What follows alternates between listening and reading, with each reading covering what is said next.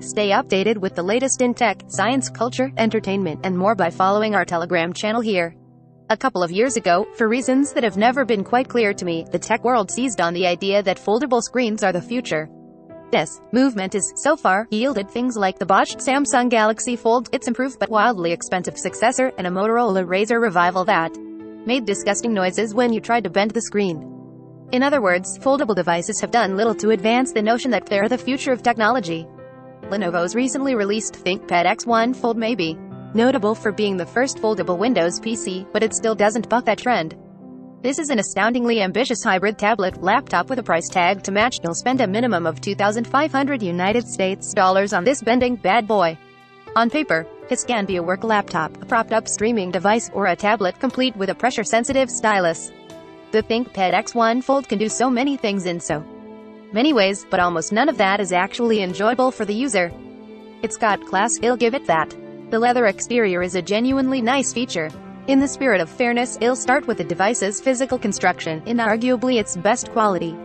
The X1 Fold is handsome to the eyes and sturdy in the hands, with the 13-inch display accounting for the bulk of its footprint when fully unfolded. At 2.2 pounds, it's more than a half-pound heavier than something like an iPad Pro. Still, I'd place it at the high end of that sweet spot where it's not too heavy and not too light. Stick it in your bag and you probably won't notice as you lug it around from place to place. Available only in black, the X1 Fold has a classy look with a real leather folio cover on the opposite side of its screen. The leather feels fantastic to the touch, and is genuinely preferable to a normal plastic shell. A built-in kickstand folds out from the leather folio to keep the X1 Fold propped up when in tablet mode. This is obviously useful for watching streaming content or participating in a video call, and the kickstand certainly doesn't feel like it's going to snap off anytime soon. I am looking at you, Nintendo Switch kickstand. Lenovo included a mere 2 USB-C ports on the X1 Fold. When looking at the device unfolded in tablet mode and propped up by the kickstand, one of these ports can be found on the lower left corner, with the other living on the bottom edge. Buttons for power and volume sit on the upper right side of the device for easy access, while a nano SIM tray occupies the opposite edge. A webcam is also included and can be found just left of center in the bezel around the screen. One point of concern about the webcam, though, in laptop mode, which shifts the device on its side, its placement means you'll show up sideways in video calls. Correct camera orientation can only be achieved in a tablet form factor. The webcam sits vertically on the right side of the display in laptop mode. Not ideal. Image, Alex Perry, Mashable. Lenovo's inclusion of just 2 USB-C ports is fine for a tablet, but for a device that's supposed to double as a work laptop, it's not enough. If you ever need to use the laptop while it's charging, you're left with only one port open. Need to use both a USB mouse and keyboard while charging the X1 Fold? 2. But let's be real, if you're spending close to $3,000 for a folding computer, you likely care more about the folding than how many ports it has. The X1 Fold can be custom-ordered with a variety of configuration choices, but the internal PC guts are fairly static across the board. Those aren't exactly eye-popping specs for $2,500 United States dollars, and the problem only gets worse when you factor in important and useful add-ons that increase the price by several $100s. For example, expanding the storage to 1 TB, adding the Bluetooth keyboard attachment, more on that later, and Mod Pen stylus balloons the price to $3,104 United States dollars. $3,000 for a laptop with 8 GB RAM. Yeah? Further lessening the value relative to the price is the fact that the X1 Fold's general performance is merely fine. It's not laggy or anything, but for everyday tasks like web browsing and video calls, it's not noticeably faster or more capable than my comparatively cheaper, work-issued MacBook Pro. The X1 Fold is a little sluggish off the line, with a boot-up time between 20 and 30 seconds coming off a full shutdown. Apps and web pages can also take a half-second longer to load than you might expect from something this expensive. Again, it's not actively bad or even mediocre, but the X1 Fold's moment-to-moment performance didn't do enough to negate my frustrations with the device as a whole. This is a vibrant display with plenty of resolution to spare. There's also no way to bump the display's refresh rate up from 60 Hz, an omission that sticks out given the gargantuan price Lenovo is charging for the X1 Fold. I'll grant that a folding display of this size is probably exorbitantly expensive to manufacture, so corners need to be cut, but it's still disappointing. Aside from that, however, the OLED display's high-resolution 1536x2048 and vibrant colors make it one of the better aspects of the X1 Fold. When you unfurl it and set it up with the kickstand, it can serve as an excellent secondary display to stream Netflix or watch basketball on while you do chores. play video games, or do whatever else it is you need to do. Loathsome as a laptop. Using the X1 Fold as a primary work laptop for even one day can best be described as maddening.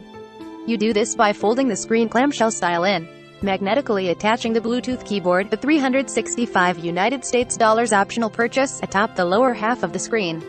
Pairing the keyboard is easy enough, as all you'll need to do is flip a small toggle on its right side, hold a special Bluetooth key for a few seconds, and follow some on-screen prompts on the fold itself. That whole process takes maybe 30 seconds.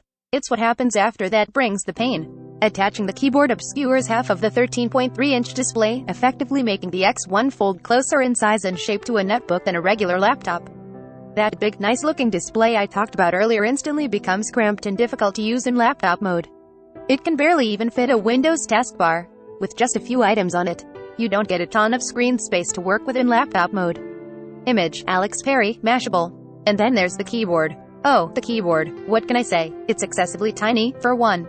It's so tiny, in fact, that I can almost touch one corner. With me thumb in the opposite corner with my pinky finger. That's not ideal for something that's meant to be used with two hands. And as if that wasn't enough, the keys are mushy and unsatisfying to press.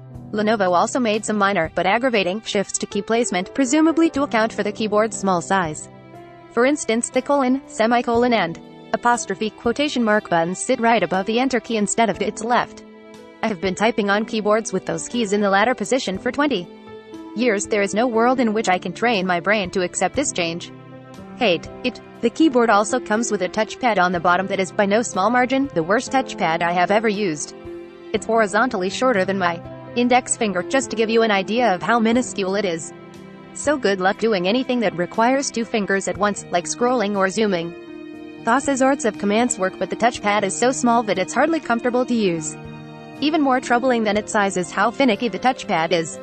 It is simply cannot consistently distinguish between a click and a drag, no matter how light a touch you use. Anytime I tried to click onto a different browser tab and move the mouse cursor down onto the page, there was at least a 50% chance the touchpad would mistakenly drag the tab out into a new window because it registered my attempt to scroll as a click.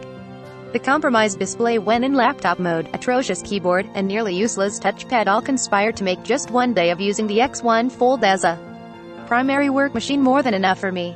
Normally, I would have typed this review out on the Fold itself, but no way. Not this time. But hey, maybe you don't need to do written work on the X1 Fold. Maybe you want to get the most out of that big display. If you do, I have bad news, that's not great either. Tedious as a tablet, this part actually works pretty well. Image, Alex Perry, Mashable. As a foldable display, there are a few different ways to use the X1 Fold in tablet mode. The first and most basic is to use it as a completely flat display. iPad style, it's a little thicker and heavier than the average iPad, but this isn't a terrible way to do things. Beyond that, you can fold it in a clamshell shape, with one half of the screen resting on a flat surface, or you can hold it like a book. It's not locked to a 90-degree orientation in this mode, giving you some flexibility to adjust for your needs. Doing either of those things will give you the option to display whatever windows you have open side by side, divided cleanly by the crease in the screen. This is a plus for multitasking, I suppose. Though, I will point out that you can also display windows like that on any other computer display for roughly the same effect. Regardless, this part works as expected. The X1 Fold automatically detects what you're trying to do with it and is usually quick to rearrange windows to make better use of screen real estate. Windows look like this when displayed side by side in book mode. Now for the bad news, the X1 Fold's touchscreen is just not responsive enough when it comes to sensing human fingers. You can make it work, but if you try dragging a finger in a line and paint, you'll see several small breaks where the screen simply stopped registering your touch for whatever reason. Thankfully, this doesn't happen with the $100 Mod Pen accessory, a straightforward pressure-sensitive stylus. The X1 Fold plays very nicely with the Mod Pen, though the extra cost necessary to make this already expensive device better as a tablet is a bummer. Even a better touchscreen wouldn't fix the fact that Windows is just not a pleasant operating system to use on a tablet. Microsoft has fiddled with the size and shapes of various UI features over the years to work more naturally in a touch environment, but the fact of the matter is that Windows is still a pain without a physical keyboard and a touchpad or mouse. Tapping text boxes doesn't always bring up a virtual keyboard, some buttons are much too small for my fingers, and so on. It just sucks. That's not Lenovo's fault, but the fact that Windows is all you get with the X1 Fold means it's worth pointing out how annoying it can be to use the device as a tablet due to the mere presence of a mouse and keyboard-based OS.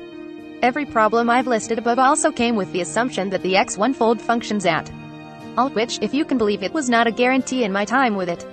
Prone to failure, battery problems colored my experience with the X1 Fold more than anything else.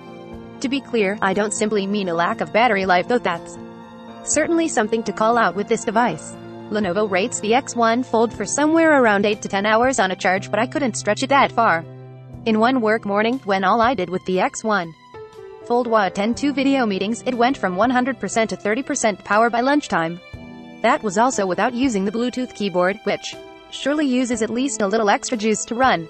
When using the Fold as a work device, it gave me closer to 4 or 5 hours of service before needing a more pressing issue is that the first X1 Fold I tested went kaput for no discernible reason within 24 hours of unboxing it.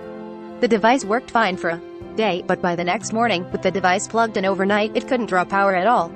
The battery had lost all its charging capabilities, displaying a 0% indicator on the screen no matter how long I left it plugged in. To Lenovo's credit, its representatives were extremely helpful and we were able to get a replacement unit. To me, that largely fared better. But even that wasn't without a scare. On the second day post-unboxing, the replacement X1 Fold went to sleep after idling for a few minutes and just didn't wake up. The power indicating LED couldn't be roused even when I plugged the unit into its charger. For all intents and purposes, it became a 2,500 United States dollars paperweight with zero signs of life. It took a hard system reset using one of those needle-sized buttons hidden behind the kickstand to restore its ability to even turn on. In fairness, Lenovo said neither of these things are known issues with the device. I could just have had tremendously bad luck. That said, I had 2 different X1 Fold cease functioning after going to sleep.